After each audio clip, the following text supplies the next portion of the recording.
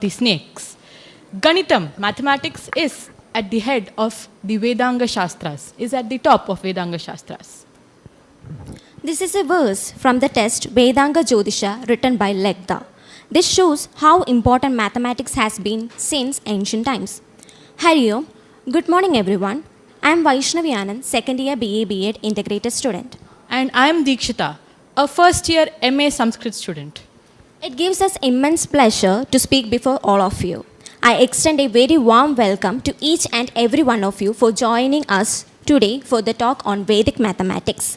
On this note, let us begin our program with a soulful prayer. Oh.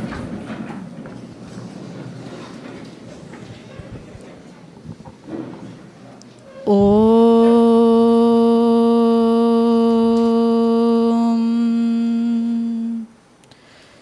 Om. Om. Sahana vavatu sahanau bhunaktu sahaviryam karavavahai तेजस्विनावधीतमस्तु मा विद्विषावहै. ॐ शान्तिः शान्तिः शान्तिः. मुदाकरात् मोदकं सदा विमुक्तिसाधकं कलाधरावतंसकं विलासिलोकरक्षकम् अनायकैकनायकं विनाशिते भदैत्यकं नताशुभाशुनाशकं नमामि तं विनायकं नमामि तं विनायकम्. Thank you, Dikshita, for that auspicious prayer. Let us proceed by beginning with the lighting of the lamp. I invite the dignitaries to light the lamp.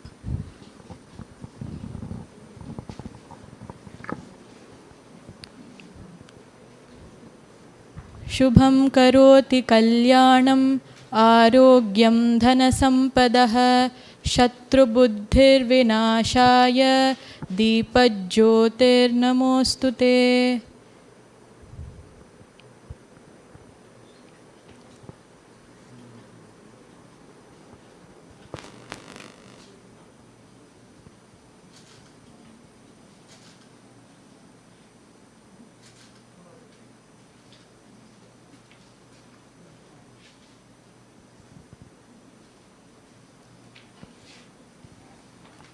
Thank you all. Now I invite Dr. Anil Narayanan, Assistant Professor, School of Linguistics and Literary Studies and Program Director of BA Sanskrit, to give the welcome address and opening remarks. Dr. Anil has published various papers on Indian mathematics, and his research paper is titled Critical Edition of Parameshwara's Commentary on Lilavati. His recent publication include an article titled Shuddha Drig Ganita, an astronomical treatise from northern Kerala, published in the book History and Development of Indian Mathematics. Let us welcome Dr. Anil.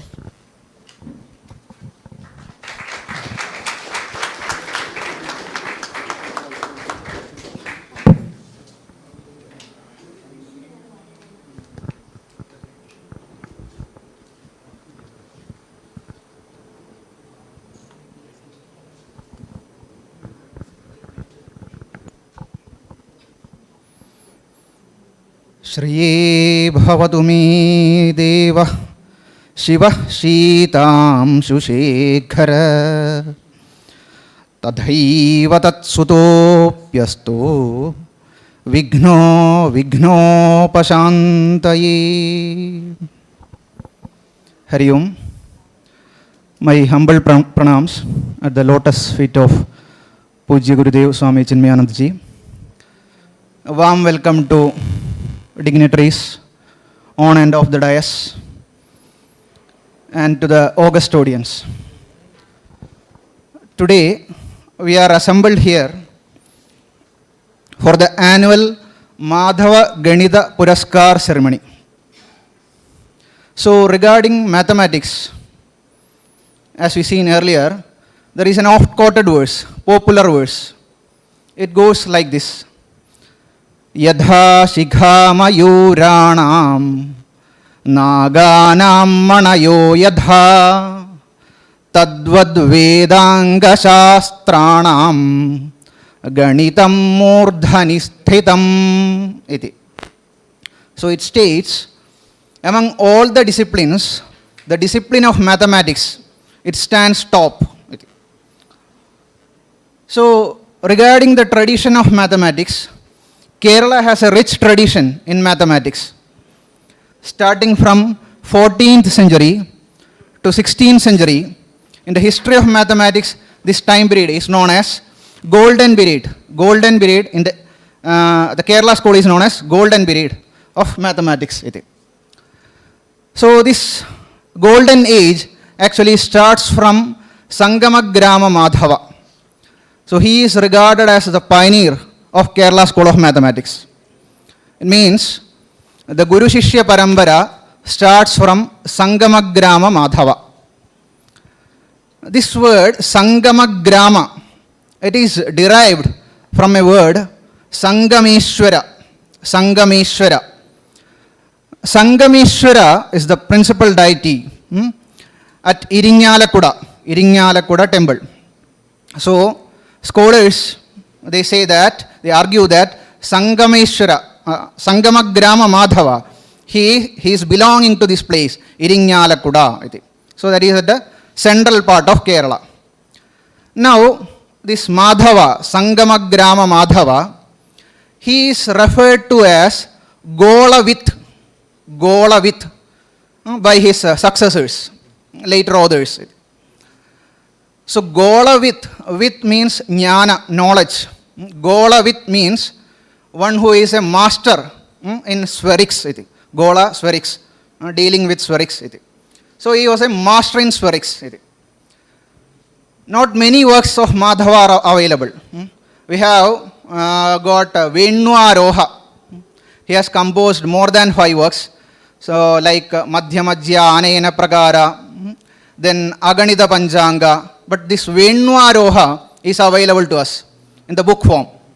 And this Venwaroha was composed to find the position of moon in every 30 minutes. So this is the purpose of this work. And we have got some commentaries on Venwaroha. And as I said earlier, he has been referred as Golavith. So in later works, like we have texts on Aryabhadiya, then commentaries on Aryabhadiya. So one of the commentator, Kelallur Neelakantha Somayaji. So he belongs to 16th century or 15th century maybe. So he, in his Aryabhadiya Bhashya, states, Parameshwarastu Rudra Madhava Narayanatmaja Madhavadibhyo Golavidbhyo Ganida Golayukti Balye Eva Grihitva Drigganidam Chakara. Parameshwara Drigganidam Chakara. So this is a sentence. Parameshwara composed a work called Drigganida. So how he composed? Balye Eva. In childhood itself, he has been learning the principle of spherics. Ganida Gola Yukti Madhavadibhyo Grihitva Golavidbhyo Madhavadibhyo. So this Golavith, that is the Visheshana adjective given to Sangamagrama Madhava.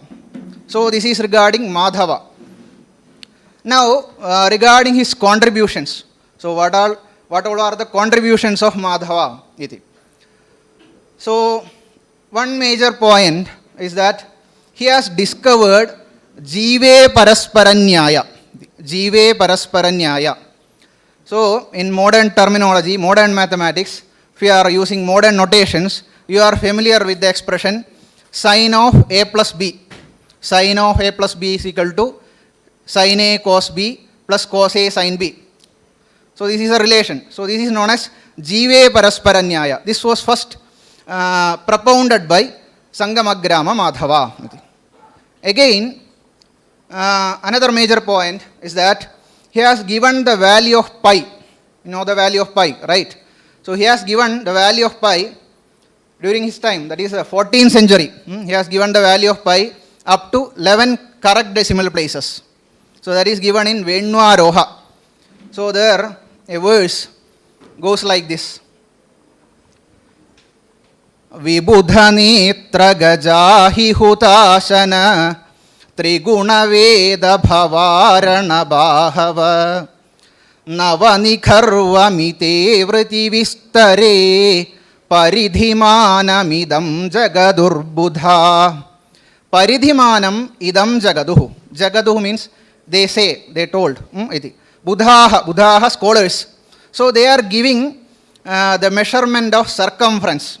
So here in this verse, the diameter is given and the circumference is given. So we know the relation between circumference and diameter. C by D, that will be pi, right? So atra Nava Nigharva. Nava means 9. Nigharva means 10 to the power 11. So this will be the diameter of a circle. This will be this many units. Then another phrase, Vibudha netra gajahi hudashana. I am not going to explain word by word. Here he has used Bhuda Sankhya system. So here Vibudha stands for Deva. So Deva denote number 33.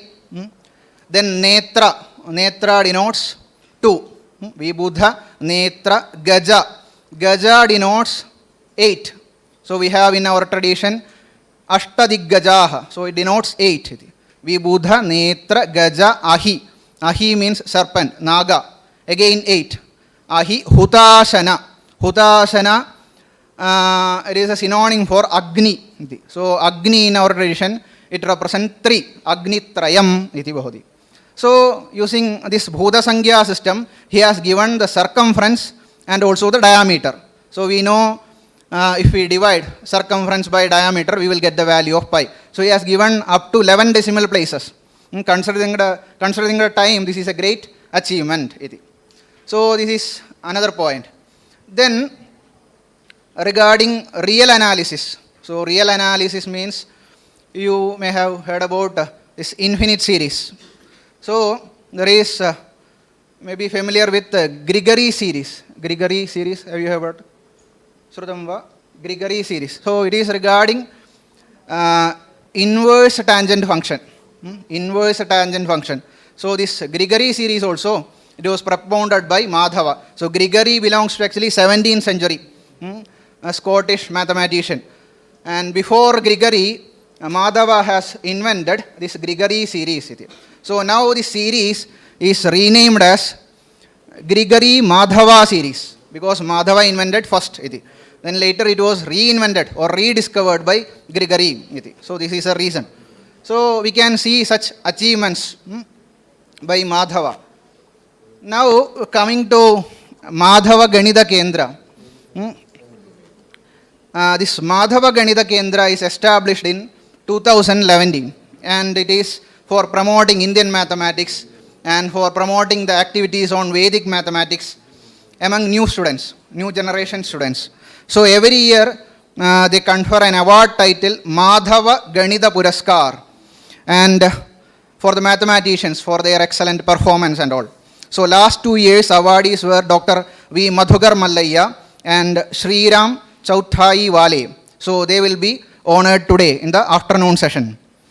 And as our institution stands for bridging ancient Indian knowledge system and contemporary knowledge systems, so Chinmaya Vishwavidyapith is very much delighted for hosting this event. So in the forenoon session, we will be having presentations by Dr. Shriram Chauthaiwale, Chairperson Curriculum Focus Group Mathematics, NCRT New Delhi, and by Nanditha and Niveditha, students from Kendriya Vidyalaya, Kannur. Kottayam. So once again, I wholeheartedly welcome you all to this ceremony. Wishing you all a great day. Thank you and Hari Om.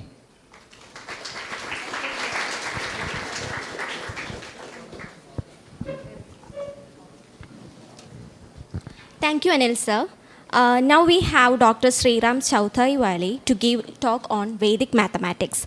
Dr. Shriram Chauthaiwale is the chairperson of National Curriculum Focus Group Mathematics NCRT, New Delhi, and the All India convener Vedic Ganit Shikshanyas, New Delhi. He is also the All India member of Vedic Ganit team Vidya Bharati and also the member of Indian Society for History of Mathematics. He is the Chief Faculty in Teachers Training Program of Vedic Mathematics in Art of Living International Center, Bangalore. He has published over 40 research papers published in peer-reviewed international and national journals. He has delivered talks on history of Indian mathematics and Vedic mathematics in national and international conferences and seminars. He has authored 6 books related to Vedic mathematics, such as Enjoy Vedic Mathematics. He has written a number of popular articles published in newspapers, magazines, and delivered speeches on the Vedic mathematics in educational institutions. Let us welcome Dr. Shriram Chauthaiwale for his presentation.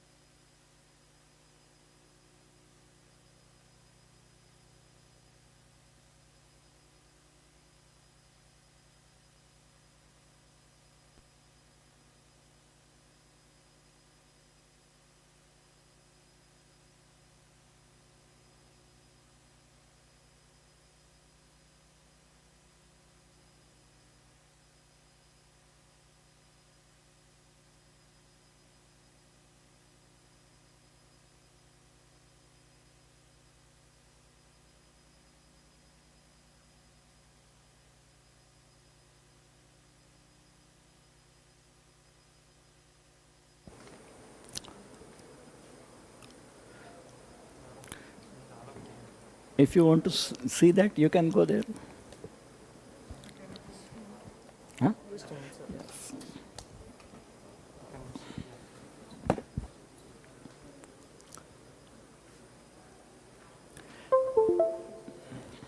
Ready? No? Right. Okay.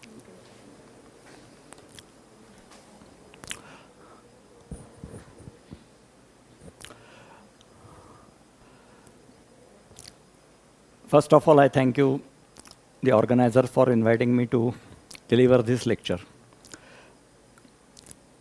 And at the outset, I will salute Pujya Gurudev Swami Chinmaya ji, and I will begin my talk on history of Indian mathematics. On calculation part of the Vedic mathematics, there are 2 young girls with you who will be delivering some practice sessions. I will be speaking on the theory part so that you will know many more things which are not possibly new to you. Actually, Dr. Anil Narayan has done my job little bit easy only because he has described some historical part of Kerala mathematics. So I can run away through that pages. But let us not begin with the Kerala mathematics, because Kerala mathematics is 14th century, 15th century, 16th century, etc. So let us begin with the topic, mathematics, some innovative Indian contributions. I will be speaking on some innovative Indian contributions, not all.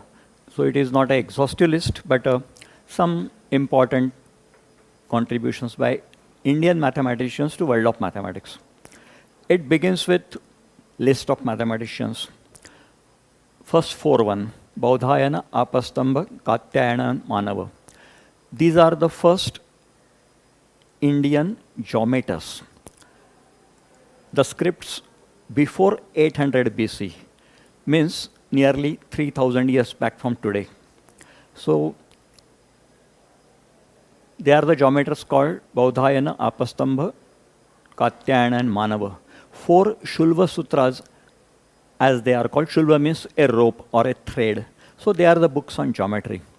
And the books were used for the describing the construction purposes to have a successful yajna. Then comes a Lagada, Vedanga Jyotisha, the shlok or verse which were at two times at least today itself, Yathashika Mayuranam, is taken from this Lagadas Vedanga Jyotisha. Then Aryabhata is known to everybody. There are two Aryabhatas, that's why I called it Aryabhata 1. And when we launch our first satellite, we name it Aryabhata 1. Then when the second satellite, Indian satellite was launched, it was named as Aryabhata 2. Then comes Bhaskara 1, third name, who was a famous mathematician again.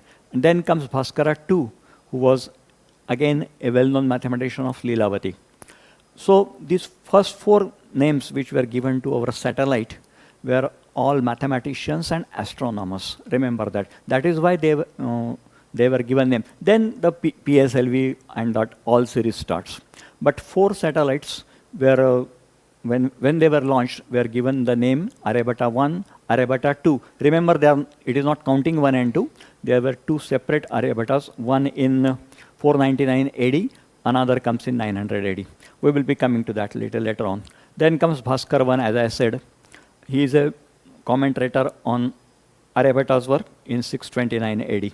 Then Bhaskara 2, 1150 AD, two famous works of Bhaskara 2, Lilavati and Bijaganita.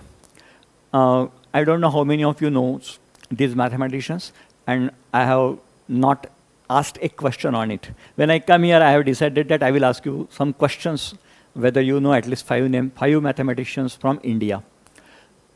I hope that many of you are not knowing it. So just remember Bhaskara 2, then a Narayan Pandit in 1356 AD. He is a famous mathematician from North India, of course. Has written the book called Ganita Kaumudi.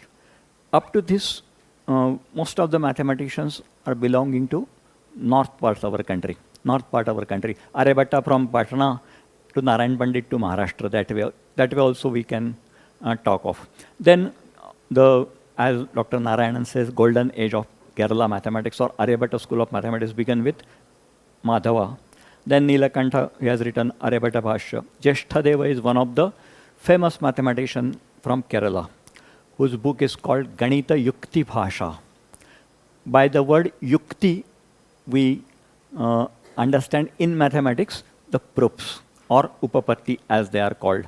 So this is the book where not only theory is discussed, but at the same time whatever formula, whatever rule is stated is proved with a good rationale, either algebraically or geometrically or sometimes analytically. So this was the unique book in the history of mathematics from Kerala, remember, Ganita Yukti Bhasha. How many of you know this Ganita Yukti Bhasha? Anybody? Raise hand. The name Ganita Yukti Bhasha from Kerala mathematics? Huh? One person is there. Yes, good. I'm satisfied. Only because most of the syllabus of our mathematics doesn't cover this. You have a photograph of Newton, you have a photograph of Pythagoras. They are all great mathematicians, no doubt about that. No doubt about that. They are all-time great, I can say. But still there are Indian mathematicians, and not far away, 1475 AD. Means 600 years back, 700 years back. And it is not good that we even don't know the name of the mathematician and his work. Forget about what is said in that Ganita Yukti Bhasha. So I request all of you to read about this Jeshtadeva and his work, Nilakantha and his work. At least from Kerala students should know the names and at least some content. I have decided by anticipating that you might not be knowing about the contents of this Ganit Yukti Bhasha. So I will be deliberating on that content also a little more after that. Then Chitra Bhanu, then Shankar Varyar, Achyut Pishachari, all are South Indian mathematicians, and of those periods described 1475 to 1621. Then comes Swami Bharati Krishna, Tirumala Ram Varma also is from Kerala. Then comes Swami Bharati Krishna Tirtha, who has written a book called Vedic Mathematics. He born on 1884 and died in 1960. So not far away, just 60 years back. Then Ramanujam is all famous. I hope you know, everybody know the name at least. And if I ask you, tell me one contribution of Ramanuja, I am again doubtful. Should I ask or not? Okay, I will skip the question at least today. Then comes a Kaprekar. The Kaprekar is a Maharashtrian mathematician born in Maharashtra. He is famous for his numbers, Kaprekar constants, and so many things. And not only that, he is famous for creating wonderful magic squares. And lot many numbers. Once he was traveling in a local, he read a number and then start describing his properties.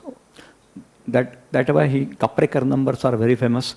Again, I will suggest you to Google on this Mr. Kaprekar. You will get a lot of information about his work, about his contribution to mathematics. Kaprekar. Then Iyengar is again a Kerala mathematician. Saraswati Amma, again from South Indian mathematician. He has written a wonderful book on history of Indian geometry. Start from Vedic period to 1800th century. His PhD thesis is based on that. T.A. Saraswati Amma, then Venkatraman, Sridhar Pillai. I have all picked the mathematician from southern regions so that at least you will know the names of mathematicians. Many times it happens that we know many many mathematicians from Western country, and under the impression that all the mathematics we used to read, study, came from outside. That is impression. That is the defect of our syllabus. Not your difficulty. I will not blame on you, because you don't know even never heard the name. I hope you might be studying in 9th or 10th class. Okay, so within this 10 years of your study, it is a very bad situation, I must say, or a sad situation, that nowhere in the syllabus you will get this Saraswati Amma name, Venkatraman, Sridhara. You will have Aryabhata, Bhaskar, and that's all. Not below that. And now Madhava, because of that Madhava Kendra. But I request all of you to go through the life and workings of all the mathematicians I have just listed for you. Now we come to the contributions. Instead of waiting time for the life and working, when they born and what they did. Collectively, I will be describing Indian contributions. And I again request you to go into the details of these contributions. Have a project work on that. Have an essay work on that. Whatever way, have a poster work on that. One day you will have a poster work in your gathering, giving the contributions of Jeshtadeva, giving the dissipating the proofs of Jeshtadeva, how he proved different theorems, etc. Okay, the first one, decimal system and zero. That is one of the best ever contribution India has given, or Indian mind has given to mathematics. Just imagine a time in the history of mankind when a man does not know how to count. Just imagine that period. Somewhere there must be a period when man does not know how to count. And one fine morning, our Indian rishis, or Indian sadhus, or Indian mathematicians, or Indian scholars, whatever name you want to give, start saying us the concept, what is 1? Then they say, okay, add 1 to 1, then it will be 2, then it up to 9. And after reaching up to 9, just remember that day when for the first time Indian scholars will start saying this idea, this concept of numbers. Then how to count? Okay, this is 1, this is 2, then add 1 up to 9. Then comes all-time abstract idea of zero. One day, Indian mind thought of a very abstract idea called zero. And then they put 0 to the right of 1 and then say, okay, now it is 10. Then from 10 to 99 it goes. Then after 99, again 1, then 2 zeros. And that is how that decimal system is developed. And that moment was the golden moment of Indian mathematics. Only because now we have a tool how to count. And that's why always remember that most significant contribution to the mathematics by Indian mind is a decimal system. Nowhere in the world this decimal system is available. Nowadays, what happens after when this decimal system first transferred to Arab countries, then from Arab countries via Fibonacci and all other things, that goes to Europe. What was the system there in the Europe before this decimal system reaches them was the Roman system. There was no zero. We know X, we used to write X for a 10. There is no decimal system. So it is a very difficult problem of even multiplying 45 by 40, say 52. Write it 45 in a Roman, and then write a 53 in Roman, and then multiply. Only because of non-availability of the decimal system, this particular simple-looking problem of three class, second class, even today, was very difficult. But when all the world, this decimal system goes via many of the mathematicians, via many of the travelers, when travelers come to India and they learn, oh, here is a system which is very easy, how to count, how to express the number, how to add, how to multiply, and they bring that number system with them. And now nowhere in the world any other system exists except decimal system. Wherever you go in the world, there will be a decimal system. So that is how this decimal system is very important. And this decimal system, a concrete evidence of existence, is available in Rigveda. Medha Tithi is the name of the Rishi who starts giving the numbers. 1, 2, 3, means it is 1, ekam, dasham, shatam, that way, up to parardha, that is 10 raised to 12. Then comes, of course, Bhaskara.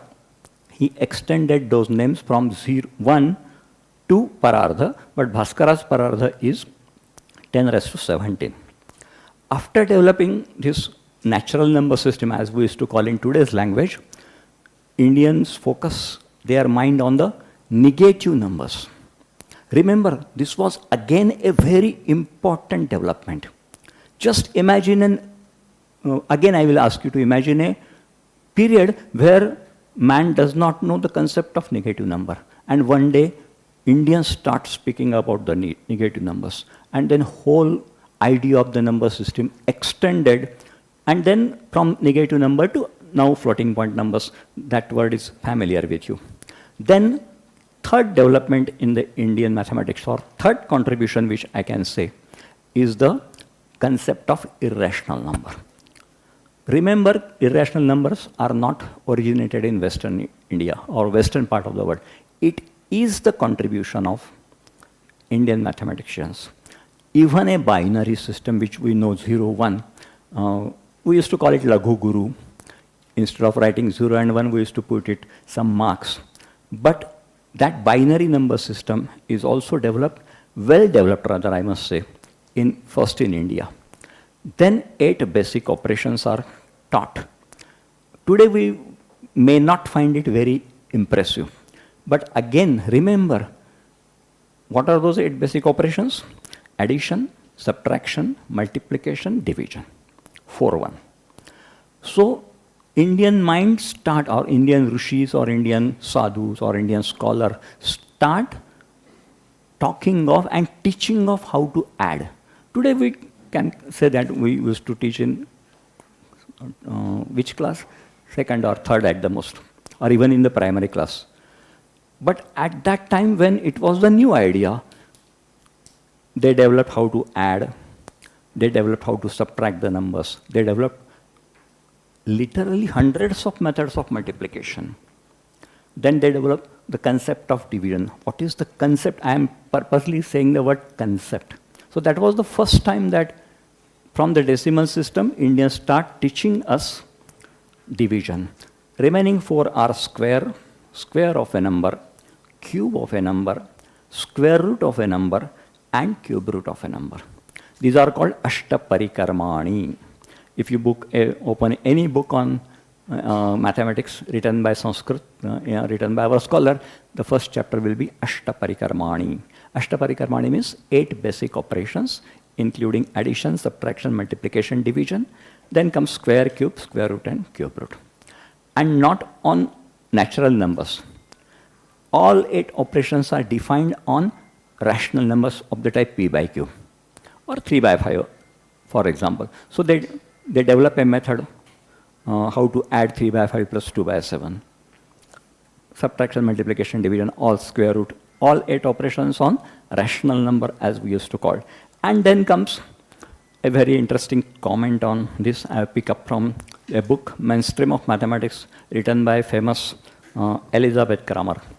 This is a very famous book on history of mathematics. He says, or not he, she is Elizabeth Kramer. So she says, Indian mathematicians alone of all people included the concept of zero and the symbol zero. Zero is the most civilized of the cardinals. You may not be knowing what we mean by cardinal, but those who know mathematics well in graduate or postgraduate level, they will know what is cardinal. So what she is saying is zero is the most civilized of the cardinals, for it represents the greatest degree of abstraction. Then comes a comment of Einstein. You must have heard the name at least, Einstein. What he says about the number system: we owe a lot to Indians who taught us how to count, without which no worthwhile scientific discovery could have been made.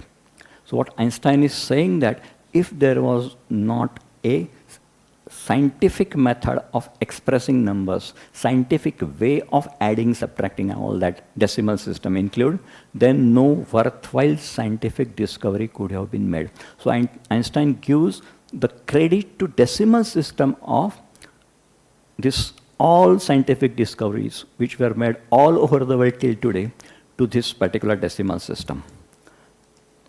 Then there comes novel contribution called 6 operations on surds and irrational number. There were 8 operations, 2 were not there in case of the irrational number. What are those 6 operations?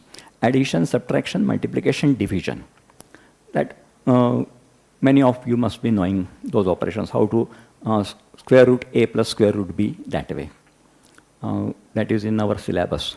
What is not in our syllabus till today is square root of the surd expression. That is not included. But Bhaskaracharya was the first mathematician in the history of mathematics who taught us how to find the square root of a surd expression. I will give you one example. There is an expression, E means expression, 13 plus root 48 plus root 60 plus root 20. And what, again, 3 terms, root 44, root 32, and root 24. Remember, Indian way of expressing root 48, they will not say 3 root 4, or 4 root 3 for that matter. They will say root 48 straight away. But what is the problem stated? Not only stated, the method is described and successfully solved, is find the square root of this. The problem in Bhaskaracharya's Bij Ganita, that verse etc. I have quoted there. But what is the problem? Problem is to find the square root of this expression. And not only, and that this is not included even in this university syllabus. Nowhere I at least never find such type of problem included in today's syllabus. So not only that he has given the how to find the square root of this expression, but he has said the existence condition. Existence condition in the sense that he discussed when square root exists and when square root not possible. That was this concept, existence condition for a problem, is fairly new or fairly modern. But at the time of Bhaskara, 1150 AD, he thought of this problem. when the square root exists and when square root will not exist. And that's why this particular problem of finding square root of a surd expression becomes a innovative contribution by Indian mathematicians to the world of mathematics. Then, as I said, Baudhayana Shulva Sutra was the first. I switch over to geometry now, or algebra and geometry both. Arithmetic, again, I will come back.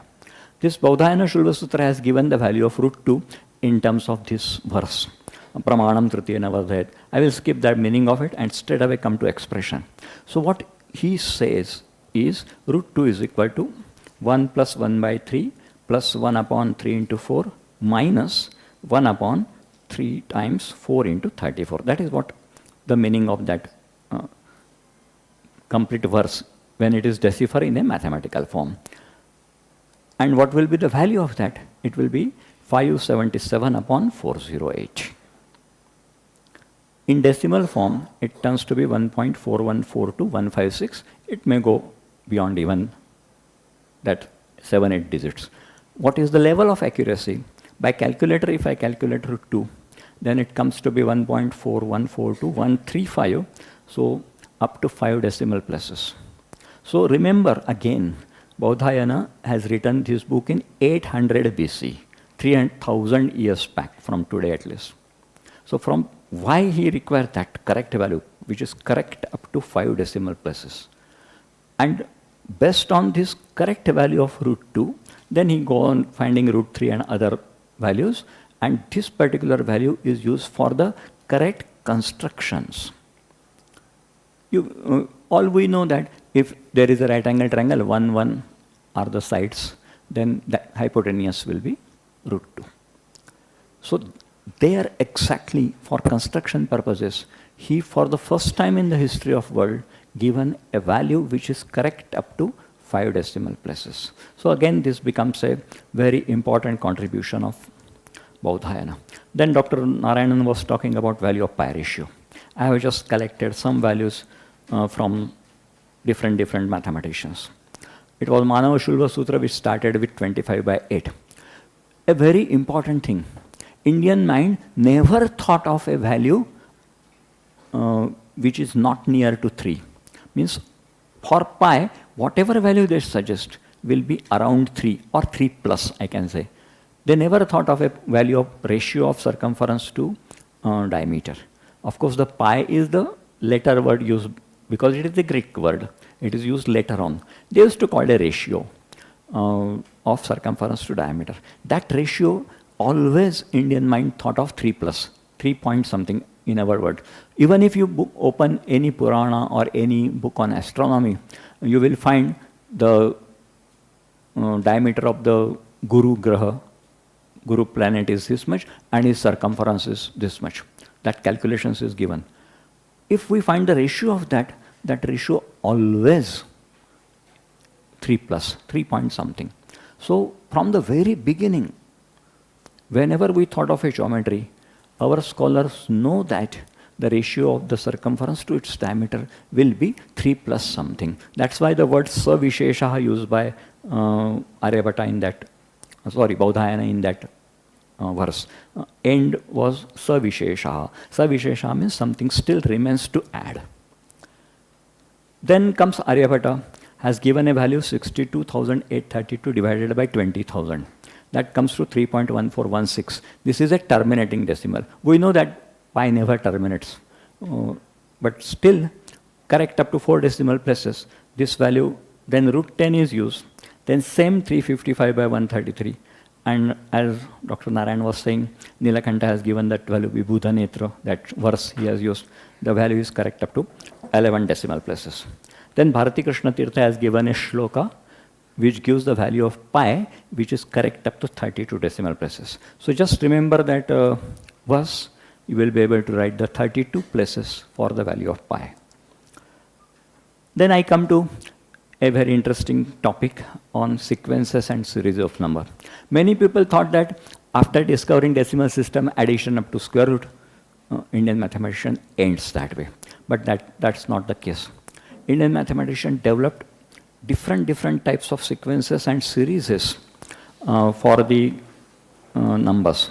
Many of you, or almost of you, know the formula for sum of natural numbers, n into n plus 1 upon 2, that comes. That is first time discovered by Aryabhata, first mathematician to say the formula for this, Aryabhata in Aryabhatiya. Then sum of n terms of arithmetic progression, as we call, again Aryabhata. Then sum of squares and cubes of terms in AP. This is a very interesting, yes, I have given that. See what is the formula given. It is not T1 plus T2. It is T1 square plus T2 square plus T3 square. Means if I have a arithmetic sequence like 2, 5, 8, 11, that way, then the formula which is said here by Sridhara for the first time in the history of mathematics, nowhere we will find his formula, even not even in syllabus. You will be getting the value for 2 square plus 5 square plus 8 square plus 11 square up to n terms. This formula is called sum of squares of terms in AP, and that formula goes like this, a big result, big looking result, where n is number of terms to be added, a is the first term of the arithmetic progression, and d is the common difference. This is for the first time in history of mathematics. A mathematician called Mahavira of 850 AD, in his book Ganita Sara Sangraha. Again, he is hailed from Shimoga, means Karnataka. Mahavira. He has given the formula for sum of squares of n terms of arithmetic progression. Similarly, same concept is developed for sum of cubes of n terms of arithmetic progression. Means our formula will read T1 cube plus T2 cube plus T3 cube up to Tn cube. This is again a novel addition. No, before Mahavira or before Sridhara, formula doesn't exist in mathematics, not even in Western history of mathematics. It was for the first time that Indian mathematicians developed a formula for sum of squares and cubes of n terms of OP. Yes, it is a Sridhara formula. The book name of the book is Pati Ganita. By Pati we understand slate actually, but when a Pati Ganita word is said, it is always refers to arithmetic. So this is again a very novel contribution, or the first time in the history of mathematics, Indian mind developed such results. Then again a new concept that is called Varasankalitam, or repeated sum of sums. Again Narayan Pandit 1356 AD is the first Indian mathematician to develop. What is this concept? Just try to understand how wonderfully they have developed the sum.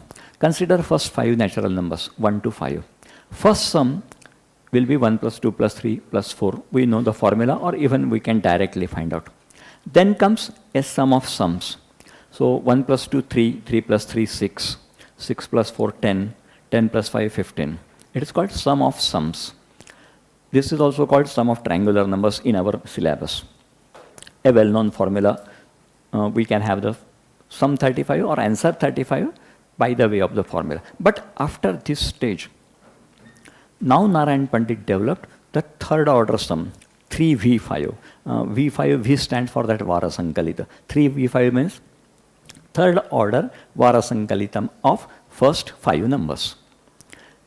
The concept will be 1 plus 3, 4, 4 plus 6, 10, 10 plus 10, 20, 20 plus 15, 35. Then add.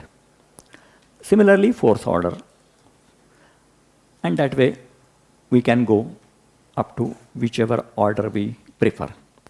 Then same idea, which is true for natural number, is applied to sum of terms in AP. I have selected a arithmetic progression 2, 7, 12, 17, 22. First term 2, common difference 5. So first 5 terms are selected. First sum will be 2 plus 7 plus 12, etc., which comes to 60. Then second order Varasankalitam will be 2 plus 7, 9, 9 plus 12, 21. Is go up to 60. Similarly, third order, similarly, fourth order. So what they are doing, they are adding sum of sum. Vara Shabda, Vara is known, Soma Vara, Mangala Vara. Vara means what is get repeated. That is why it is Vara Sankalitam, means the sum gets repeated m times. This concept itself is a very innovative contribution. For the first time in the history of mathematics, such concept is developed for the natural numbers and also for the sum of n terms in AP. Then comes a formula. That formula reads like this. Yes, these two results. One for natural numbers, it is n into n plus 1 into n plus 2 into n plus 3 up to n plus m numerator divided by factorial m plus 1.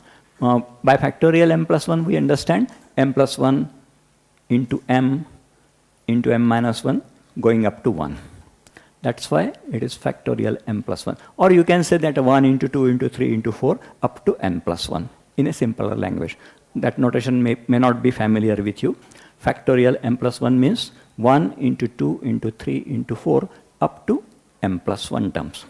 Same formula is extended for sum of terms in AP by Narayan Pandit again.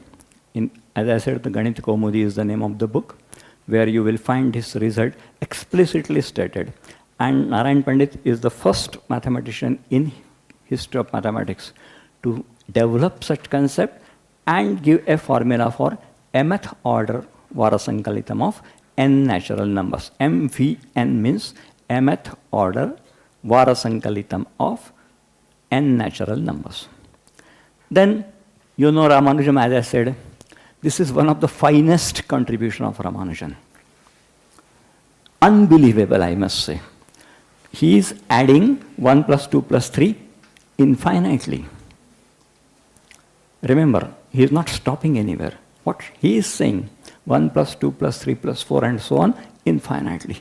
And the astonishing result, very surprising. When I read it for the first time, this result, I was also struck back how sum of natural numbers, which are all positive. Remember, all are positive, no negative number, 1 plus 2 plus 3 up to n. How a sum of natural numbers can be a fraction like 1 upon 2 and 1 upon 12, sorry, and that to negative number. How it is possible? But the great Ramanujan have proved this. I repeat what I am saying. He proved this particular result, not only because just one day he got from the sleep and write the result, not that way. Many times it happens to him that just he woke up and start writing the result. That may be the one of such result that struck to his mind. I have just taken one of the result from so many astonishing results from Ramanujan, only because you may understand it a little bit. Other results are very difficult to understand, to your standard at least. So, but I have just picked one result where sum of infinitely many natural number is a fraction minus 1 upon 12. You go Google search it today even before sleeping, see the proof, what he is saying about the proof. You will enjoy. Even if you don't understand the intricity of that proof, but just try to, many YouTube videos are available on proof. You will get at least, when I search, I at least get 100 videos. Everybody is coming to, okay, this is my explanation, okay, this is my explanation, etc., etc. But at least you go for this and you will enjoy mathematics. How sum of n natural, infinitely many natural number comes to be a fraction minus 1 upon 12.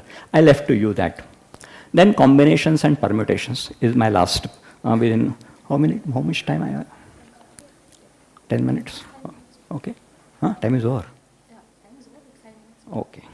Okay, she has permitted me 5 minutes, so I will go a little bit. Okay. Combinations and permutations. Combination and permutation is a simple looking problem, I must say. Just imagine a bag where there are 12 balls. And I pick up, say, 5 out of 12. Then the question is, how many ways I can select 5 balls out of the 12 balls in a bag? That is called a combination. Okay? Understood? And if I ask to sit in a row for a photograph, say we 3 people, we are sitting there, and then how many ways we can change our position for a different photograph? That is a linear combination, that is called. Then it becomes a permutation. So that is the minor difference between combination and permutation. Again, in the history of mathematics, I'm purposely saying this repeatedly because you must know that this particular concept again developed by Indian mathematician, and they have given the formula for popularly called NCR, number of combinations of n things selected R at a time. It's similar to 12 ball available, I'm selecting 5 out of that. So if there are n things available and I want to select R things out of that, then how many ways which we can do. Again, this is slightly higher level concept. You will definitely come to this formula when you come to 11th class or 12th class. I don't know what is the syllabus in Kerala, but in Maharashtra it comes at 12 or class or at the most first degree of the mathematics. And then formula for combinations is factorial n again. So with this, there are a lot of 4 or 5 slides are still there, but as the time does not permit us to go beyond a certain time limit, so I wish I stop here for today at least. But the whole purpose of saying all these things is again the same. I suggest and request all of you to read about Indian mathematicians and contributions. Don't go by the saying that India has not given anything to mathematics.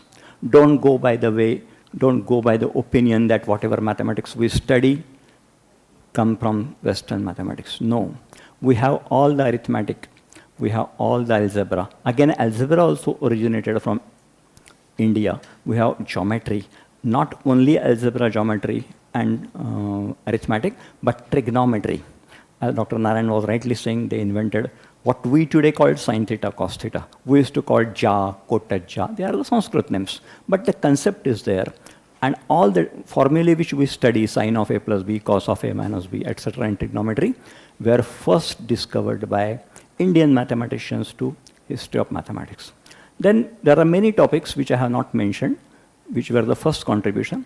But I again request all of you to go through the history so that at least a stigma in our mind that all the mathematicians, all the mathematics which we used to learn in the elementary classes stem from the Western thought. No. They are all great people. I am repeatedly saying this. Euler was great. Pythagoras was greatest, one of the greatest. Newton was one of the greatest. No doubt about that. But the basic ideas which were developed in India were also to be taken into account in addition to knowing other mathematicians of the world. Thank you very much for patient listening. Namaste.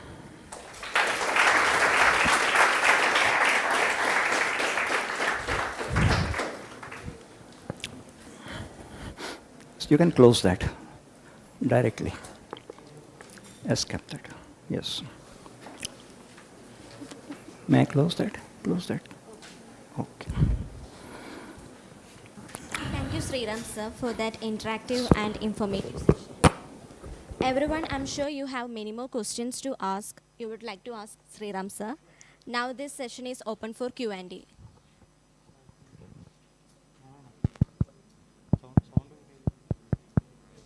Hello. So if you have questions, kindly raise your hands. I think you can ask from your place itself. I don't think you need a mic. Yes. Yes. Any question?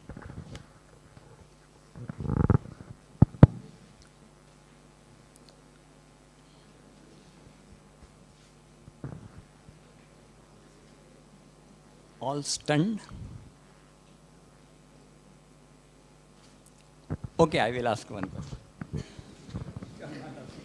I must utilize my time for that.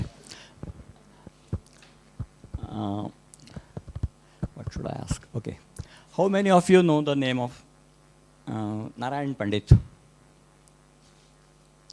I said one name in my lecture. Narayan Pandit. Okay. Madhava, you might be knowing. I hope that way. Nilakanta. What was the contribution of Nilakanta? Nilakanta was the first to say that pi is a rational number. Search about his. All right, Jeshtadeva. Anybody? Anybody have seen that book, Ganita Yukti Bhasha? Seen.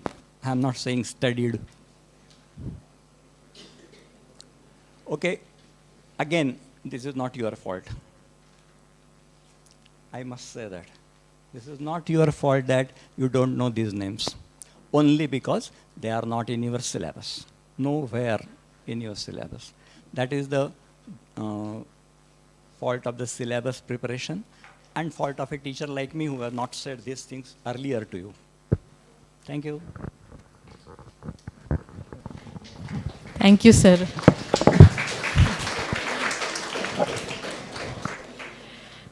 Thank you so much, sir. Now we will have a short break of 10 minutes. There will be refreshment outside. Outside, so you can go back and just 10 minutes we can come back for our next session. So, thank you.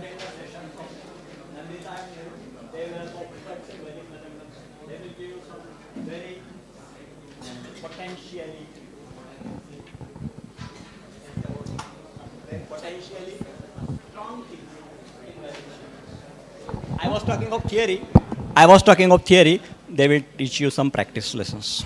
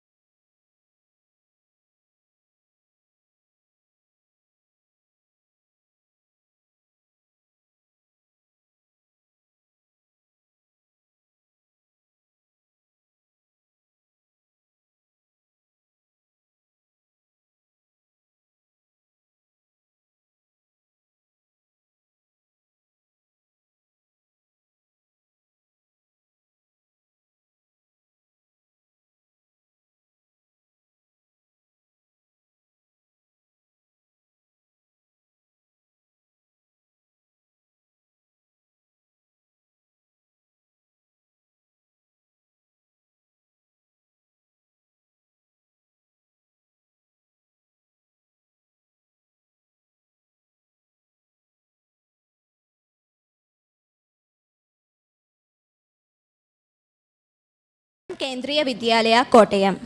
These two passionate students started online Vedic maths classes through Skype during the first lockdown in March 2020, which further led to the starting of their YouTube channel, Maths Made Easy by Nanditha and Niveditha.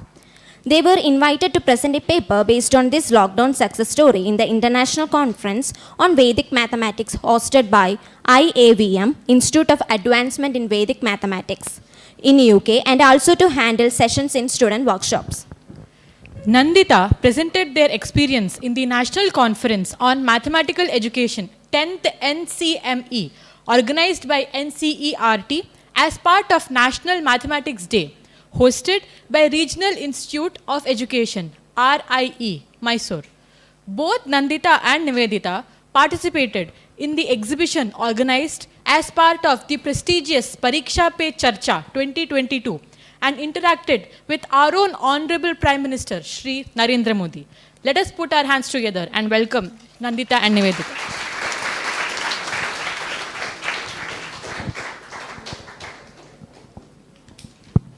Good morning, everyone.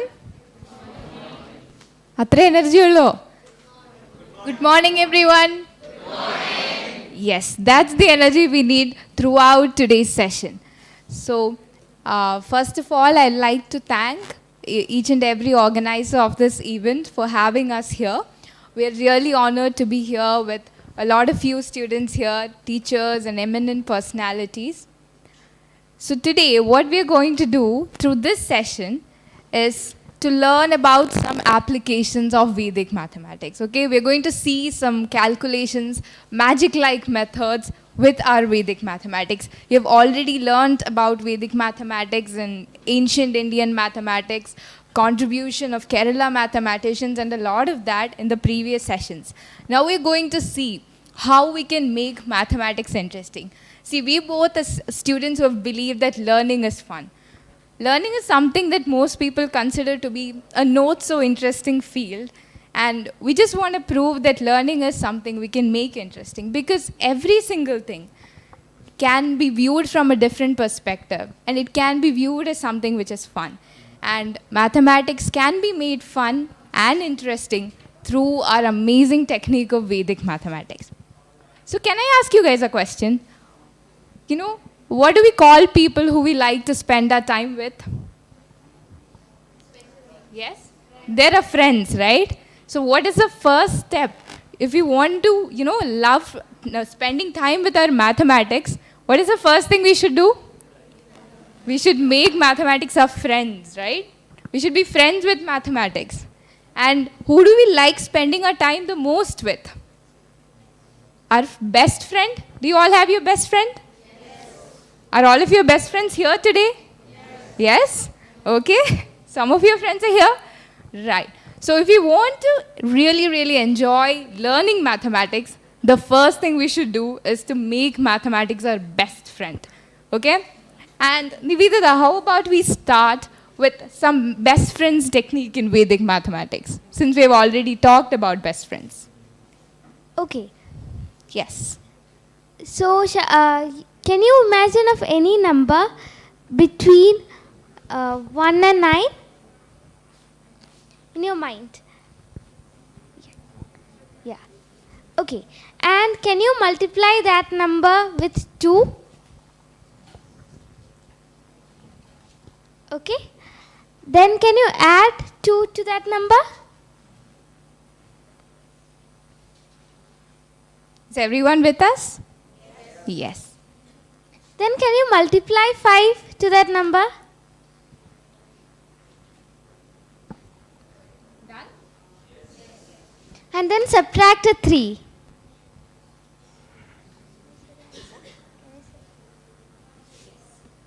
Can anyone give an answer? 87. So what will be the number they thought of? Is it 8? 8 is the number you thought of? Anyone else who would like to give the answer? 77. 17. So the number you thought of must be 1. Yes? And anyone has any guesses so far on how we're doing it? Someone said 87, and we said the number you thought of at the beginning should be 8. There we had a 17. So we told the number in the beginning would be 1. So what's the secret here? It's the first number, right?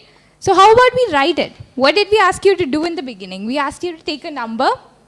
I hope everyone can see the board. Everyone at the back? Okay, great. So, and then we multiplied a 2, right? We multiplied a 2, added a 2, and multiplied a 5, and subtracted a 3. Okay? This is what we did. And what is 2 times 5? 10. And 10 minus 3? Should be a 7. And that's why all of your answers were in the form 17, 87, someone must have got 57, and so on, right? So 7 was all of your units place, right? Because 10 minus 3 was 7. And in Vedic mathematics, we also say 7 and 3 are best friends. 7 and 3 are best friends because 7 plus 3 gives us a 10. So if so, can you guess who's the best friend of 6? 4. Yes, that exactly is our best friends method, okay? Yeah, Niveditha, how about you draw that best friend circle for us? Yes. Yeah, you can take this. Yes.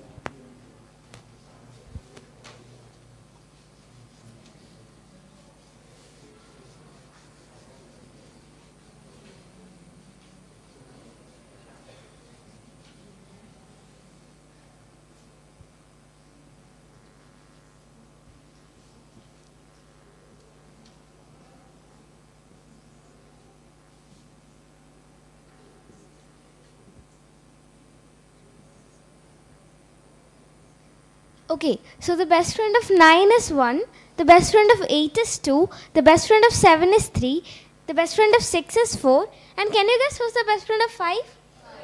Yes. 5 itself. Yes. And you might be wondering why we're talking about these best friends. There is actually a very wonderful use for these best friends. Niveditha, how about we start with some additions? Okay. So let's take 27 plus 9. So we'll do 27 plus 10 minus 1. Because 10 minus 1 is 9, right? Okay. So what is 27 plus 10? It's easy, right? 37. 37 minus 1? 36. So this, we don't have to actually write this down like this. We can do it in our mind. When we are given a question, 27 plus 9, we can think of it mentally as 27 plus 10 minus 1. 27 plus 10 would be 37. 37 minus 1 is 36. Okay? And here it is 1. Now, if it was 8, what would be the number here? It would be 2. Right? We'd add 10 and subtract 2. And if it was an 8, if it was a 7, 3. If it was a 6, 4. So on. Okay? And then if it was a minus 9, let's take another number. 34 minus 9. So it would be 37. 34 minus 10 plus 1. Plus 1, exactly. So, we would get the answer, right? 34 minus 10 would be 24. 24 plus 1 would be 25. Isn't that the answer? Right. Okay, if it was an 8, we would do minus 10. Plus 2. Plus 2, exactly. And if it was a minus 7, we would do plus 3. Right. And this is the best friends technique. And now, we all have learned the multiplication tables, right? Everyone here knows the multiplication tables? Yes? Up to which number do we know? 10. Beyond that? 11. 12. Beyond that? That's the maximum we can go?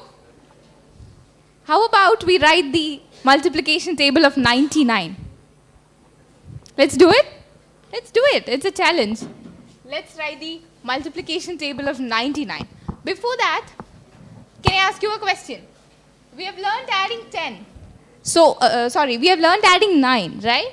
So, would adding 99 can be done in the same way? Can adding 99 be done in the same way? Plus 100 minus 1, right? Okay. So, is writing the table of 99 a big deal? No, right? Let's do it. Yeah, 99 times 1 is going to be Is 99 times 1 is? 99. And for 99 times 2, what are we going to do? 99 plus 100 minus 1. Yes, and what is it? 99 plus 100 is? 199. 199 minus 1 is? 198. So did we get our answer? Yes?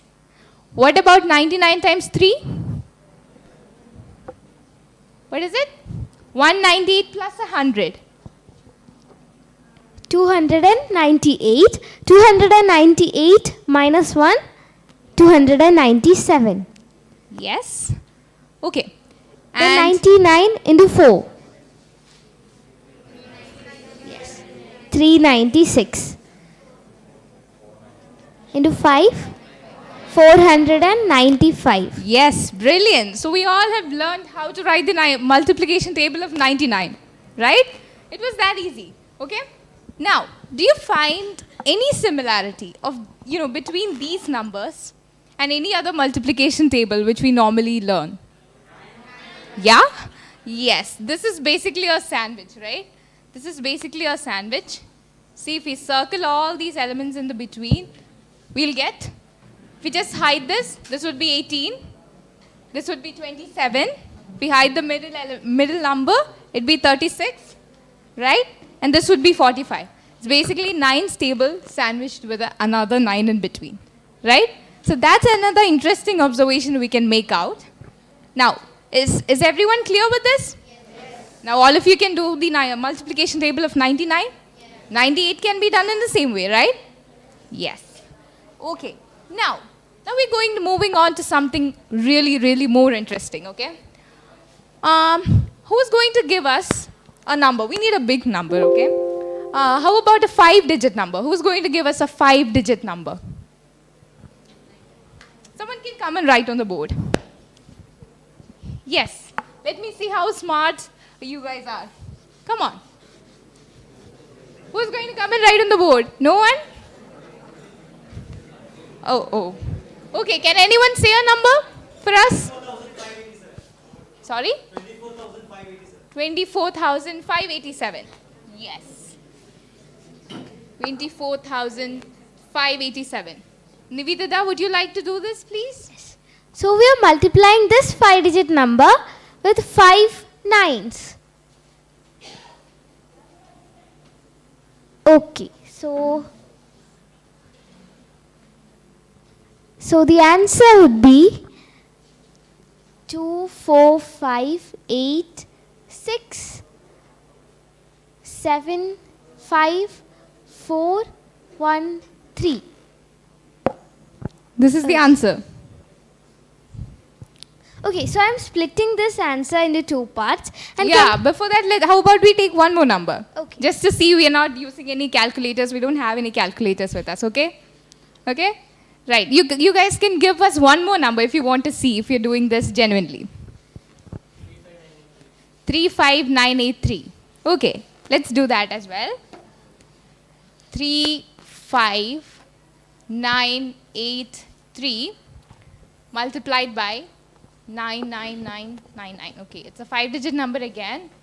So it is 35982 64017. This is the answer. And we just wrote it, right? You just gave us the question, and the only time we took was just to write the answer. Did we take any other extra time to do any rough works? Were there any rough calculations? And if we're doing it by our conventional method that we normally do, how much space would have it taken? How much time would it have taken? Right? Yeah? So do you all want to learn how we can do this? Yes? And I'm not going to tell you. We both are not going to tell you how to do this, okay? You will tell us how we are going to do this. Okay? You will tell us the secret. You will spill the magic. Okay? For that, we can give you a hint. Like Niveditha said earlier, we're going to write 2, 4. Yes. Everyone, just have your attention here. Can you see this? Whatever is written here? Yes? Right. So we're dividing this number. The answer was 24586 75413. Right? Now we're splitting this number, and the first part is 24586. Can you find any similarity between 24586 and this number over here? Yeah, it is just 24587 minus 1, right? So it is 24586. As simple as that. How about the right side? Yeah. Yeah. So we are subtracting all the numbers from 9 and the last number from 10. All the digits are being subtracted from 9. What is 9 minus 2? 7. 7. Is that what's written over here? Yeah. What is 9 minus 4? 5. 5. 9 minus 5? 4. 9 minus 8? 1. 1. And last digit from 10. 10 minus 7 is? 3. 3. That's all. That's all we have to do. If we want to multiply any random digit with equal number of 9s, this is what we do. We subtract this digit from 1 from this digit. So 24587 minus 1, 24586. Then we apply all from 9 and last from 10. Okay? So the first Vedic mathematics sutra that we apply here is eka nyunena purvena, or 1 less than the previous. Okay? Yes. Yeah. And then we do all from 9 and last from 10. That is Nigilam Navadas Charamadashada. These are the two Vedic mathematics sutras we are applying to solve this question. Okay? Are you guys ready for some practice? Yes? Shall we do that? Right. Yeah. 37 into 99. 37 minus 1 is the left hand side, and 9 minus 3 and 10 minus 7. 3663. 63, right? The last digit Last should number be from 10. Yes. So 37 into 99 is going to be 3663. And how about 23 times 99? 23 minus 1? 22. 9 minus 2? 10 minus 3? 7. So the answer is 2277, right? How about 72 times 99? 7128. Yes. One thing we have to remember is all from 9 and the last from 10. The last digit should be subtracted from 10. Yes. Then we have 87 times 99. Yes, 8613. And how about 16 times 99? 1584. Yes. That's it. That's it, right? Yeah. Now we're moving on to some 3 digits. Niveditha, you may please do it. Yeah. Okay. 437 into 999. So 437 minus 1 is 436. 436. Then all from 9 and last from 10. 9 minus 4 is 5.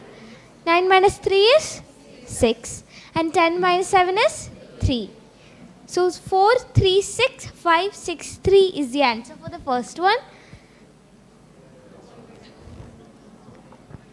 Are we moving a little too fast? Is it too slow? No. It's a perfect speed, right? That's brilliant. How about 723 into 99? 722. 722. Then all from 9 and last from 10. 9 minus 7 is again a 2. Then 9 minus 2 is 7. And 10 minus 3 is 7. We have 72277. Okay, that's our answer. And then we have 672 times 999. Okay, what is the answer? 6 671328. Yes. 671328. 329. Yeah, okay. 328. Yeah. Then we have 187 times 999. Yes. Go ahead. 186 814. 3, right? Yes, yeah. it's 3. Yeah. 186813. Now, can everyone take a look at this question? 160 times 999. Now, here, what are we going to do? The left side is pretty easy. 160 minus 1, it's going to be 159. Okay? And all from 9. And the last from 10, right? 9. What is 9 minus 1? What is 9 minus 6? And what is 10 minus 0? It's a 10. So how are we supposed to write it? 10 minus 0, we write the 0 here and take this 1 as a carryover. Okay? So we don't write it as 1598310. Rather, we write it as 159840. Okay? 159840, since the 1 is carried over on top of 3. Just like regular addition. So the answer is 159840. Is this also clear with everyone? Yes. And are we ready to see another method? Yes. Okay. Right. Let's see. Yeah, go ahead. Can you Yeah.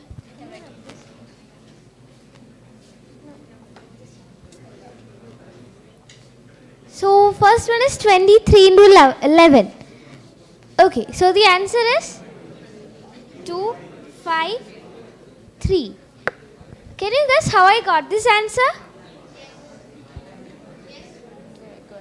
Okay, so first I wrote the 2 here and the 3 here, right? Then I added 2 and 3, right?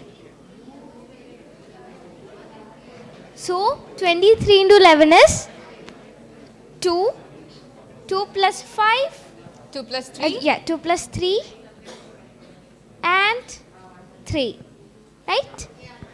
Okay, so what about 14 into 11?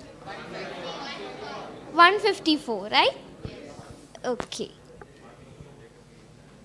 Yeah, that's not okay. That's not.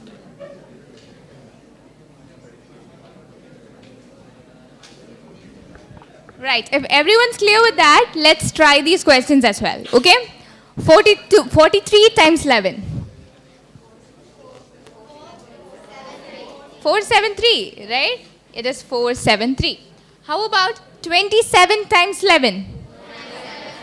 297. 32 into 11? 352. 81 into 11? 891. Okay. 17 into 11? 187. 22 into 11? 242. That's it, right? Yes. This is clear, right? Okay, and is this interesting too? Yeah, we're saving a lot of time, we're saving a lot of space to do rough work, right? And this can be extremely useful if we're, going for our exams. Because in the exam hall, normally what happens is we'll spend tons of time doing these calculations that we hardly get any time to actually read and understand our questions. Okay? So we can use the time, save up this time and use it to read our questions, understand it better, and eventually answer it better, right? Okay, Great. Yes. Okay, so the next one is 352 into 11. So first, we are writing 3, then 3 plus 5, 5 plus 2, and 2. Okay, so what is 3 plus 5? 8. 5 plus 2, 7, and 2. 3872 will be the answer for 352 into 11, right? Okay. So what about the next one? 712 into 11. 7, 8, 3, 2, right? Okay, what about the next one? 4, 5, 2, 3 into 11. 4, 9, 7, 5, 3. Okay, this is clear, right? Yes, and what is happening here, there's an interesting way to remember, memorize this technique. And that is, you can just imagine that, each of these persons are giving a shake hand or something like that, okay? So this one to the left has got no one to give a shake hand. And then he turns to his right side, this side, and there's this one. So they both get added up. And when the one turns to this side, 1 and 2, they get added up because they're giving a shake hand. And then 2 is like standing alone. There's no one beyond 2. So we just write 2 as it is. Okay? So it is 7, 7 plus 1, 1 plus 2, and 2 as it is. Yeah. Let's move on to some more questions. Yes. Okay. Right. 46 into 11. What is it? So it is 4, 4 plus 6, and 6. What is 4 plus 6? 10. So, this is 4 plus 6 and 6. So, we'll write the 0. We'll write the 6 first. Then we'll write the 0 of the 10 and carry over the 1 to the 4. So, we'll add 1 to the 4. So, we'll get a 5. 506 will be the answer. Okay, I hope this is clear. What about 37 into 11? Yes. For 37 into 11, what we're doing is we'll write 3 as it is, add up 3 and 7. So it's a 10. 0 comes here and 1 gets carried over. 7 as it is. So the final answer would be 407. Yes? Now, what about 38 times 11? 418. Right? 8 plus 3 is 11. So the 1 stays in the middle and the other one goes as a carryover. So 48 times 11 would be 418. How about 84 times 11? It is 9. 8 plus 4 would be 12, right? Yes. So it is 9, 2, 4. Yes. And what is 47 times 11? 5, 1, 7. Yes. It is 5, 1, 7. And what is 28 times 11? 308. And what is 458 times 11? Yes. Let me do that in case it's not clear. 458 times 11. It's again a 3-digit number. So we write the 4 here. 4 plus 5 is? 9. 9, yeah. And 5 plus 8 is? 13. 13. 1 carried over. And 8 as it is. Right? So here, then there's a 9 plus 1 carried over. So it will be 10. Right? So the 0 here, 1 further carried over to the 4. So it will be 5, 0, 3, 8. Is this okay for everyone? Yes. Yes? Right. Let's practice a little bit more.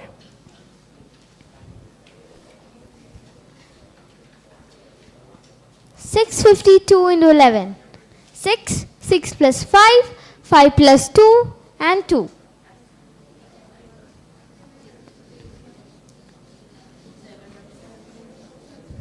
Okay, what is 6 plus 5? 11. We'll write the 1 and carry over the 1 to the 6. 5 plus 2 is 7 and 2. So the answer will be 7, 1, 7, 2. Okay, what about the next one? 738 into 11. 7 plus 3 is 10. Yeah, it's okay. Yes. 7 plus 3 is going to be 10. So it's 8, 0, and then 8 plus 3 is going to be 11. So 1 here, 1 carried over, and 8. So it is 8118. How about 7528 into 11? 7 plus 5 is 12. So we'll write the 2 and carry over the 1 to the 7. So the answer would be, okay, So we'll write the 7. 7 plus 5 is 13. We'll write the 3 and carry over. 12, right? Yeah. 12. Just 2.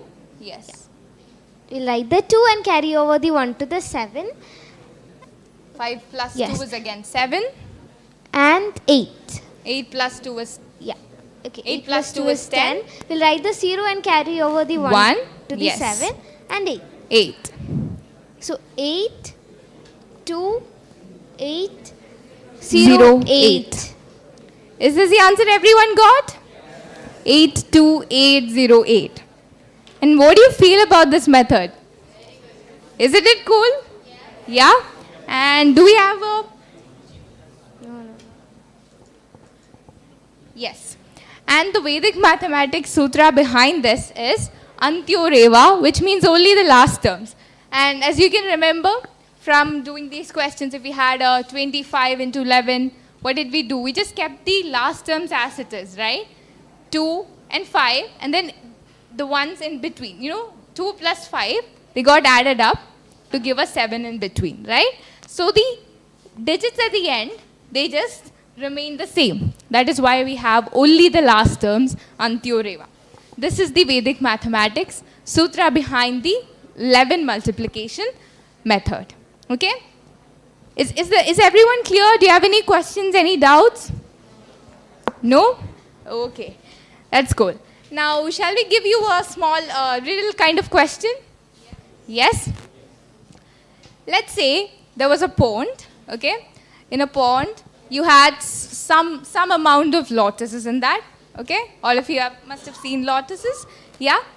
And then, on the 30th day, the pond was full, okay? On every day, the number of lotuses in the pool, in the pond, it used to get double, okay? First day, some X number of lotuses were there. On the second day, it would be 2X, right? And so on, it used to double. And on the 30th day, the pool was full of lotuses, okay? On 30th day, it was full of lotuses. And the question is, on which day was the pool half filled? 15th day. Which day? Yes. What's your name? Anaga. Very good, Anaga. The pool was... Yes. That was a little bit of trickiest question, right? Everyone was, just so eager to say 15th day. The answer is 29th day. Can you guess why? On the 30th day, the pool was full. If, let's say, if on the 29th day, the pool had, on the 30th day, the pool had Y amount of lotuses in that. So on 29th day, it would have been Y by 2, right? That's exactly the question. Yes, when was the pool half filled? It was on the 29th day. Because, double of half is full, right? Yes. So the answer is 29th day. Yeah. Now shall we see some more methods? Do you find this interesting? Do you find Vedic maths interesting? Yes. So the only thing about finding anything fun is, a lot of people tend to say, maths is not my thing, maybe learning is not my thing, it's so boring. We hear a lot of that every single day. And very few people actually say it is interesting, it is fun to learn new things. It is because the way we look at it. If we start to see things differently, there is everything in this world has got something interesting in it, something that can spark our curiosity. We just need to find the right way to learn it. Every single subject that we learn in school. And mathematics, it can also be made interesting, right? And Vedic mathematics is a great tool that is helping us, helping many students around the world right now to make mathematics fun, engaging and interactive, okay? So this is a great tool, and I hope this will help you also, especially in your exams, and also to make numbers your best friend and the subject as your best friend. Right. What do we have next? We have a squaring of 5 ending numbers, right? Yes. Okay.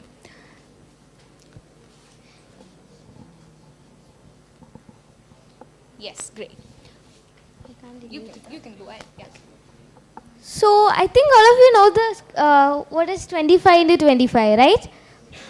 625. Okay. So 25 into 25 is 625. Most of us know that as a result by heart. Right. Now let's see if you can do 85 into 85 at the same space. Okay, I can hear some answers here and there. Not so confident about it like 625. Okay. So first we are going. 9225. Okay. Okay. First we are going to split this into two parts, and first we'll multiply 5 and 5. What is 5 into 5? 25. And we'll add 1 to the 8 here, one of the 8s here. And 1 plus 8 is 9. And what is 9 into 8? 72. So 7225 will be the answer of 85 into 85. Right, so it's the same way, right? So we are splitting this, and 5 into 5 is 25. Add 1 to one of the 2's here. 3 into 2 is 6. Yes, it is verified, right? Here, if we split the, here if we split this, what do we have? 5 times 5 is 25, and then 1 plus 2 is 3, and 3 to 2 is 6. So it is 625. I think I can just write the questions here on the board itself. Can you do 35 into 35? Yes, yes. 1225. Yes.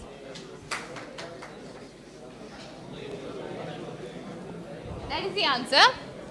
Can I have all of your attention here? Yes. 35 into 5.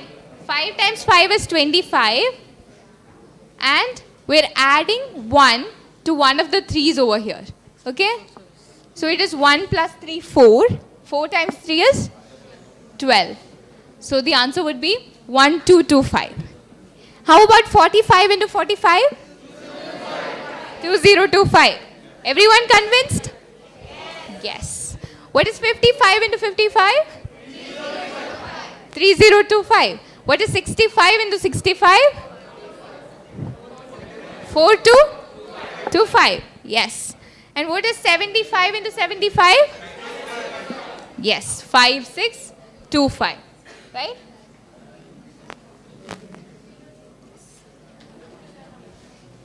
Yeah.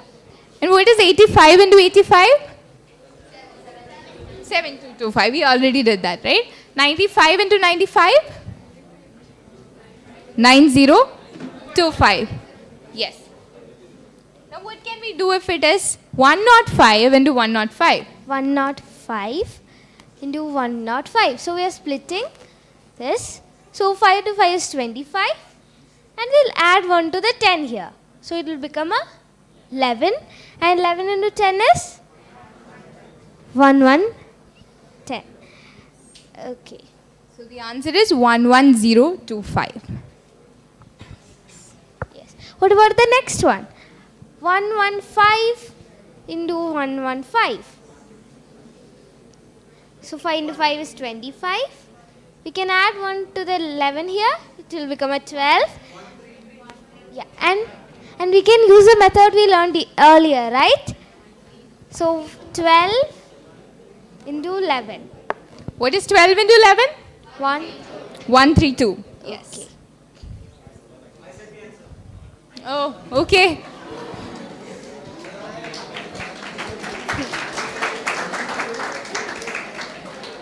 Yes. So the answer is 13225. Okay? Yeah.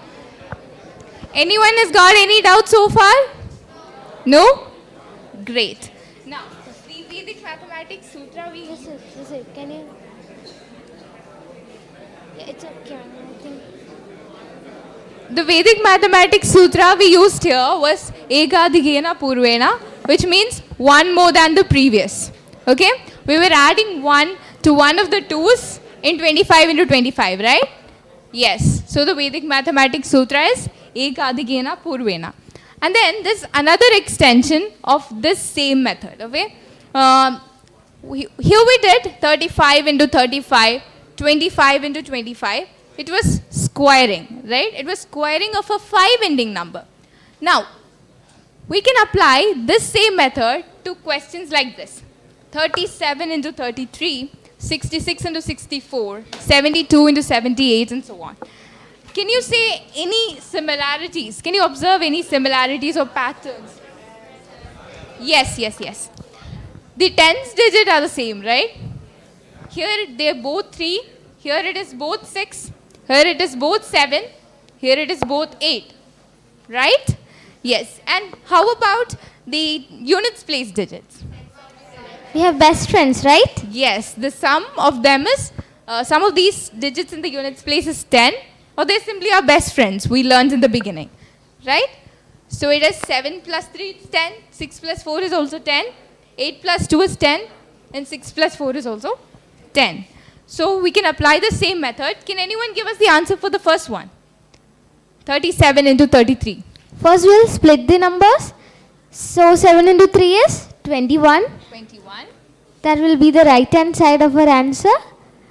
And we'll eka adhikena purvena. That means we'll add 1 to one of the 3's here. So 3 plus 1 is 4, and 4 times 3 is 12. 12. So the answer would be 1, 2, 2, 1. Yes. Is everyone able to follow this? Yes. How about 66 times 64? Yes. 6 4s are 24 and 7 6 are 42, right? So it is 4 2 2 4. Right. How about 72 times 78? 5 6 1 6. Right? 8 2s are 16. 7 plus 1 8. 8 times 7 is 56. So it is 5 6 1 6. Next one we have 86 times 84.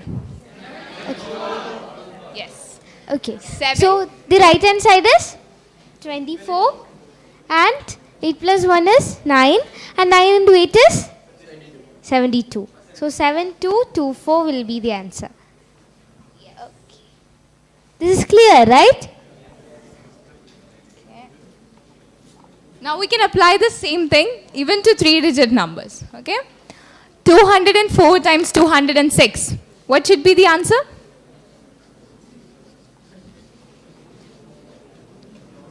Six times 4 is 24. And then, yes, 20 plus 1 is going to be 21. Yes, and 21 times 20 is going to be 420. Right? So it is, yeah, it is going to be 42024. Is this the answer everyone's getting? Yes. And how about 302 times 308? Yes, we have 31 times 30, and that is going to be 930, right? And 8 times 2 is 16. So it is 93016. Okay? How about 192 times 198? Yes, 38016 is the answer. Is everyone clear with this? Isn't this method amazing? We can do it, right? Yes. Sure. Now, oh, we've got more questions. Shall we do this?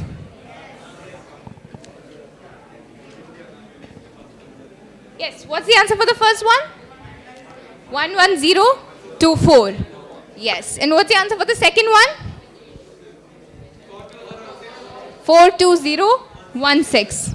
What's the answer for the third one? 117 times 113.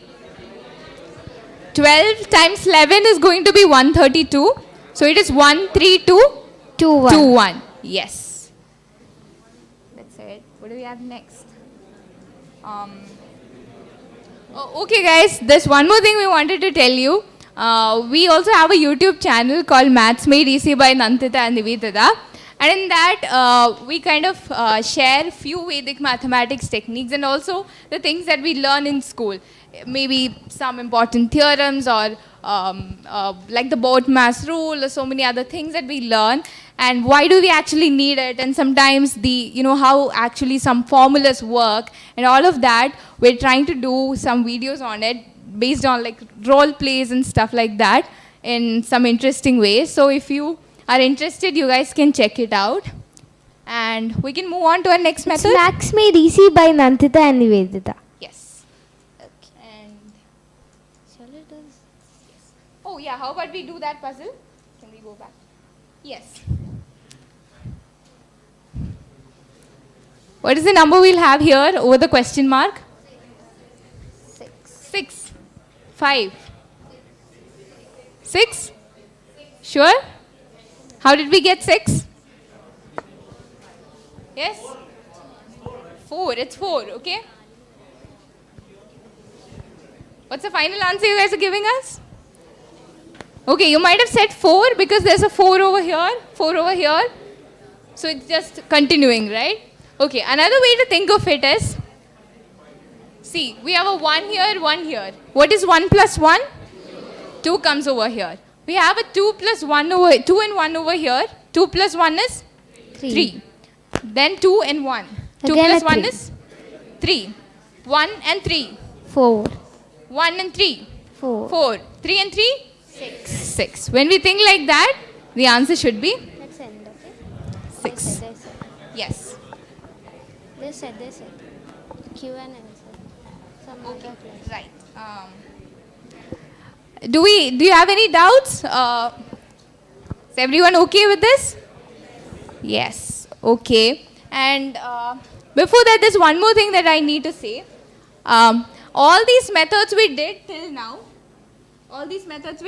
now are not magic, okay? Everything is based on core mathematical formulas, okay? So for example, what is the first thing we did after the best friends? We did a 9 series multiplication, right? We took a random number and multiplied it with a series of 9. For example, let's take that 30.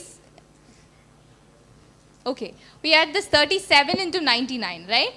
Here, what we actually did was, we took 37, okay? And this 99, we actually wrote it as 100 minus 1. Is this correct? 99 can be also written as 100 minus 1. And we basically just applied a distributive property, okay? What is it? 3700 minus 37, right? So what happens? Here 37 becomes 36. Am I right? And here all from 9 last from 10. What happens here? Yes? When we subtract it, this is the exact answer that comes out, right? So every single Vedic mathematics method has a core mathematical formula, some principles being used here. So none of this we learned here is magic. Everything is pure logic and mathematics. Okay, I think all of you are clear with whatever we did. Okay, and shall we end up this session? Did you all enjoy the session and were you able to move a little closer to making mathematics your best friend? Yes. Okay, that's it from us. Thank you so much.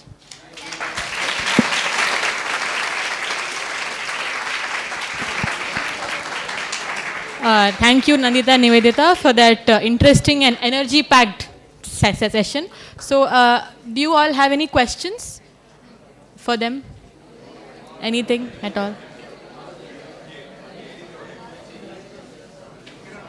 Okay. Thank you. So, now I would like to invite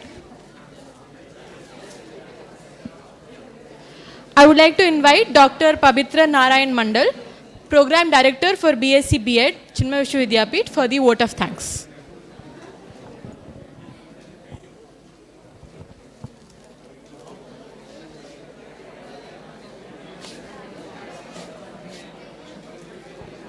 Okay, Hariam everybody.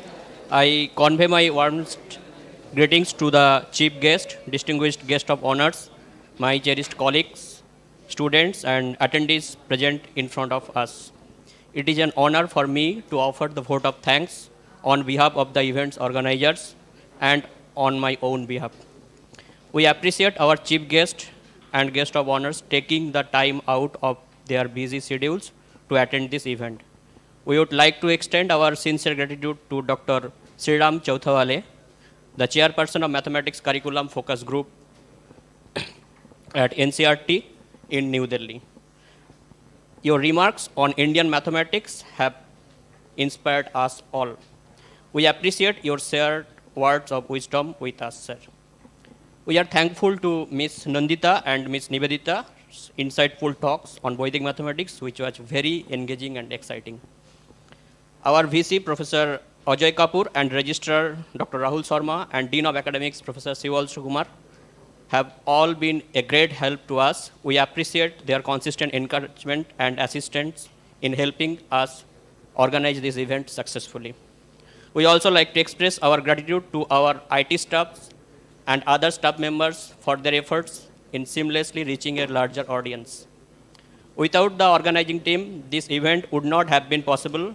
Especially, I would like to thank Dr. Bindu MP and HOS of EGCS, Dr. Pramod Dinakar, and the other members of CVV and Sangama Grama Madhava Ganitha Kendram.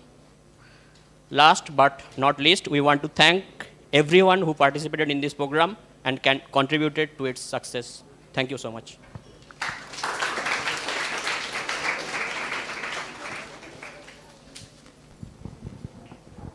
Thank you, everyone. Hope you are all enjoying the time here. Let's take a short break for lunch and meet back at 12:55 at Chitvilla's auditorium.